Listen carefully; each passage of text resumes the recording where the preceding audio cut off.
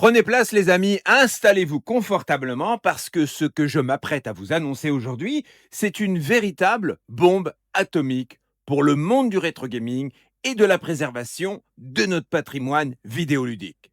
Oubliez tout ce que vous saviez sur la difficulté de sauvegarder vos anciens jeux. Une barrière historique vient de voler en éclats. Pendant des décennies, si vous voulez jouer à vos propres jeux GameCube ou Wii sur votre PC via un émulateur comme Dolphin ou sauvegarder vos jeux Xbox originaux, le processus était une vraie tannée. Il fallait posséder une console d'origine, la hacker, installer des embros compliqués comme CleanRip, transférer les fichiers via une carte SD ou un réseau local d'une lenteur exaspérante. Bref, votre PC, ce monstre de puissance, restait totalement aveugle et impuissant face à ses disques physiques propriétaires. Mettre un mini DVD GameCube dans un lecteur PC de salon, c'était le meilleur moyen de ne rien lire du tout, ou pire, d'endommager le matériel. Mais ça, c'était avant. Un développeur de génie nommé Ripshark vient de libérer l'arme ultime, OmniDrive, un tout nouveau custom firmware open source qui transforme de simples lecteurs Blu-ray de PC grand public en d'authentiques monstres de lecture capables de décoder, lire et copier légalement et directement vos disques GameCube, Wii, Xbox et Xbox 360. Vos jeux physiques directement accessibles sur votre machine sans passer par la case piratage. Et ce n'est que la partie émergée de l'iceberg. Alors, posons les bases, qu'est-ce que c'est concrètement?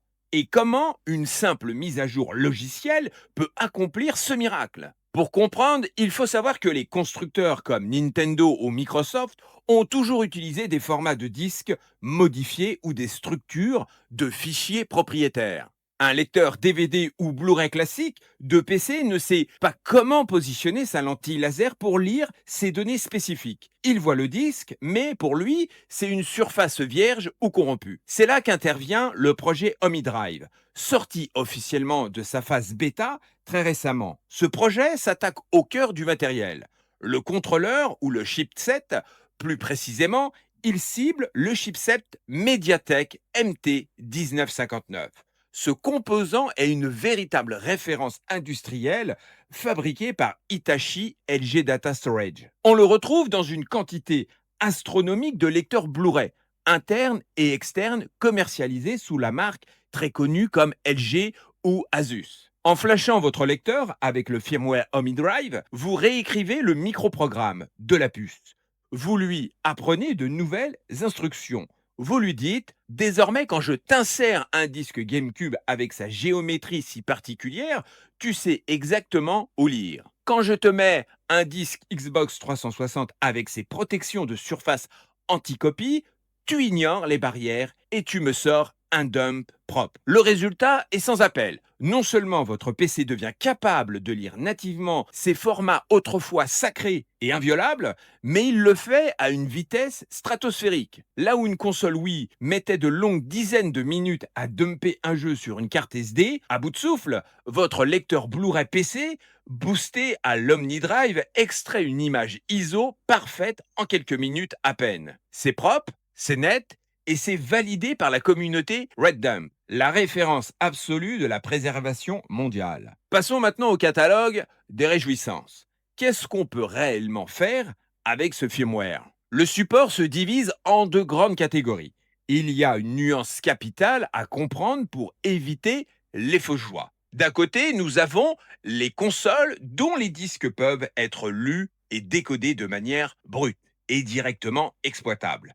La Nintendo GameCube, les fameux mini DVD, la Nintendo Wii, l'Xbox premier du nom original, l'Xbox 360 et même les GD-ROM de la Sega Dreamcast. Bien que pour l'instant, le firmware ne lise que la zone basse densité du disque. Pour toutes ces consoles, vous insérez le disque, vous lancez le logiciel de copie, vous obtenez votre ISO ou votre fichier de jeu. Et vous pouvez le lancer sur votre émulateur favori comme Dolphin ou Xemu. C'est magique. Mais OmniDrive va encore plus loin les amis et prend en charge des disques de consoles beaucoup plus modernes. L'article le mentionne explicitement, vous pouvez insérer et dumper des disques, tenez-vous bien, de PlayStation 3, de PlayStation 4, de PlayStation 5, de Wii U et d'Xbox Series X. Alors là, vous vous dites, c'est la fête absolue. Je vais pouvoir dumper mes jeux PS5 sur mon PC et les graver pour les distribuer à mes potes ou les réutiliser sur d'autres consoles. Eh bien, attention les amis, douche froide. C'est ici qu'il faut dissiper un grand mythe. La nuance, elle est technique. OmniDrive permet à la lentille du lecteur de lire la structure physique de ses disques récents. Le lecteur arrive à copier la suite de 0 et de 1 présents sur le Blu-ray de votre jeu PS5 ou Xbox Series, mais ces données sont lourdement chiffrées malheureusement. Pour pouvoir exploiter le jeu sur PC ou comprendre ce qu'il y a dedans, il faut des clés de chiffrement uniques, spécifiques à chaque jeu ou chaque système de sécurité de la console d'origine. Sans ces clés, l'ISO que vous obtenez n'est qu'un énorme bloc de données totalement illisible, un fouillis numérique inutilisable. Et cela répond à la question brûlante que vous vous posez sûrement. Est-ce qu'on peut graver ces jeux et les utiliser directement sur nos consoles? La réponse, les amis, est courte et non. Premièrement, parce que les consoles modernes comme la PS5 ou l'Xbox Series disposent de verrous de sécurité matérielle et de signatures numériques. Même si vous arrivez à dumper le disque crypté et le graver sur un Blu-ray vierge, en supposant que votre lecteur soit un graveur, la console détectera immédiatement que le support n'est pas un disque pressé d'usine officiel et refusera catégoriquement de le lancer. Le temps des puces de la PS1 ou des lecteurs flashés de l'Xbox 360 est révolu, les amis. Les systèmes de sécurité actuels demandent bien plus qu'une simple copie physique pour être contournés. Et c'est là qu'on touche à une conséquence directe et immédiate de cette annonce sur le marché du rétro gaming. La spéculation et la flambée des prix. Dès que la nouvelle s'est répandue, la communauté s'est ruée sur la liste des matériels compatibles établis par le Disk Preservation Project Wiki. Et le constat est brutal. La majorité de ces lecteurs Blu-ray PC spécifiques sont des modèles qui ont été abandonnés, remplacés ou dont la production est en fin de vie. Donc, vous vous imaginez la suite, évidemment, résultat, les prix s'envolent. Le roi incontesté de cette liste, c'est le LG WH14NS40. C'est un lecteur Blu-ray interne au format standard 5,25 pouces pour PC fixe équipé du fameux chipset MediaTek MT1959. Il y a quelques mois encore, on pouvait dégoter ce lecteur neuf ou d'occasion pour une cinquantaine d'euros, voire moins si on savait chercher. Aujourd'hui, sur eBay ou Amazon via des revendeurs tiers, les prix ont littéralement quadruplé. On voit des modèles s'échanger entre 150, 250 et parfois plus de 300 euros. C'est de la pure folie. Si vous avez ce lecteur qui traîne dans une des vieilles tours PC au fond de votre grenier, félicitations, vous êtes assis sur un petit lingot d'or du rétro gaming. Mais alors, est-ce que le LG WH14N S40 est le seul sur le marché? Heureusement, non. La liste officielle de Rendup répertorie d'autres modèles compatibles basés sur la même architecture. Notez bien les amis ces références au cas où vous les croiserez dans des brocantes ou des sites de petites annonces à bas prix. Chez Asus, les modèles internes est le BW16D1HT, très réputé lui aussi, ou le lecteur d'entrée de gamme BC12D2HT. Attention, ce dernier ne fait que la lecture, il ne grave pas. Il y a aussi la version externe USB, l'Asus BW16D1X, chez LG pour le modèle de bureau, les WH16N S40 et le BH16N S40. Bref, il y en a plein, je vous les donnerai en description, je ne vais pas tous vous les donner. Cela dit, les amis, un point de vigilance crucial. Ne vous précipitez pas à l'aveugle. Pour des modèles comme le LG WH14N S40, seules les révisions matérielles récentes, fabriquées ces dernières années, embarquent le bon chipset flashable. Les versions très anciennes datant d'il y a 8 ou 10 ans utilisent des architectures différentes qui ne fonctionnent pas au risque d'être définitivement briquées si vous tentez l'opération. Au-delà de l'aspect technique et de la spéculation sur le matériel, prenons un peu de hauteur. Pourquoi cette annonce est fondamentale? Messieurs et mesdames, nous vivons une époque charnière pour l'histoire du jeu vidéo. On estime que près de 87% des jeux vidéo classiques sortis avant 2010 sont aujourd'hui en danger critique de disparition. Le support physique a une durée de vie limitée.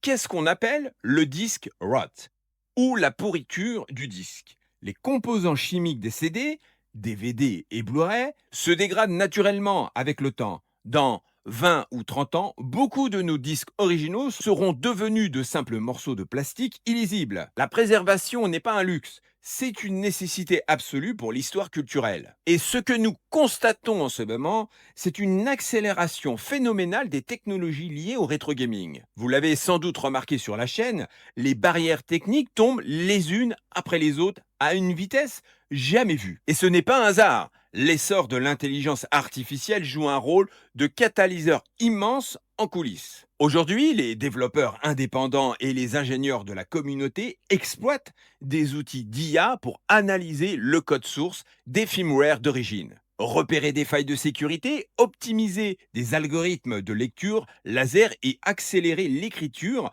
de programmes complexes qui auraient demandé des années de travail à une équipe d'ingénieurs traditionnels il y a 10 ans. L'IA permet de comprendre plus vite comment fonctionnent les plus propriétaires et d'adapter des solutions universelles comme OmniDrive. C'est cette synergie entre la passion de la communauté et les outils technologiques modernes qui crée ce cercle vertueux. On redonne vie à des supports condamnés à s'éteindre. Alors oui, OmniDrive nous donne les clés pour numériser proprement nos collections.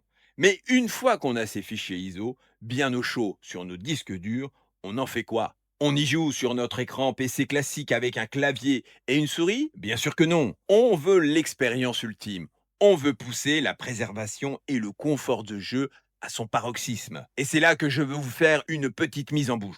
En ce moment même, dans les laboratoires du rétro gaming, tout le monde attend le messie des stations d'émulation fixe. L'Emudec Machine ou Marsu pour les intimes. Imaginez une console de salon ultra puissante, compacte, au design léché qui trône fièrement sous votre téléviseur 4K. Une machine conçue spécifiquement pour intégrer tous vos dumps de jeux issus de l'OmniDrive. Vous y connectez votre lecteur Blu-ray flashé, vous imprégnez vos disques de GameCube, de Wii, de Xbox 360 et la machine orchestre, le tout à la perfection. Upscaling en haute définition, fluidité absolue, reconnaissance immédiate de vos manettes modernes. L'association d'un outil de dump surpuissant comme OmniDrive et d'une station d'accueil ultime comme le Marsu. C'est le combo parfait. C'est la promesse de vivre le rétro gaming non plus comme une contrainte nostalgique pleine de câbles et de vieux lecteurs fatigués, mais comme une expérience moderne, premium et éternelle. Inutile de vous dire qu'on suit le projet de très très près sur cette chaîne et qu'on trépigne d'impatience à l'idée de vous le présenter en détail. En résumé, l'arrivée d'OmniDrive est un séisme technologique. Elle redéfinit la façon dont nous possédons et préservons nos jeux physiques. Elle bouscule le marché du matériel PC et prouve que la scène rétro n'a jamais été aussi vivante, innovante et surprenante qu'en ce moment. Alors les amis, si vous possédez un lecteur compatible, ne perdez pas de temps. Documentez-vous sur le wiki du Disk Preservation Project. Suivez scrupuleusement les guides et mettez vos précieuses collections à l'abri du temps. Dites-moi dans les commentaires, est-ce que vous avez l'un de ces lecteurs Blu-ray chez vous? Car si oui, je vous le rachète une bouchée de pain. Je plaisante bien sûr. Est-ce que vous comptez franchir le pas et flasher votre matériel ou préférez-vous rester sur les méthodes traditionnelles? J'attends vos retours les frelons avec impatience. N'oubliez pas de lâcher le petit pouce bleu atomique si cette vidéo vous a plu. De vous abonner bien sûr pour ne manquer aucune des prochaines révolutions de la scène. Et d'activer bien sûr la cloche. Prenez soin de vos vieux disques, portez-vous bien et à la prochaine les frelons. Ciao tout le monde.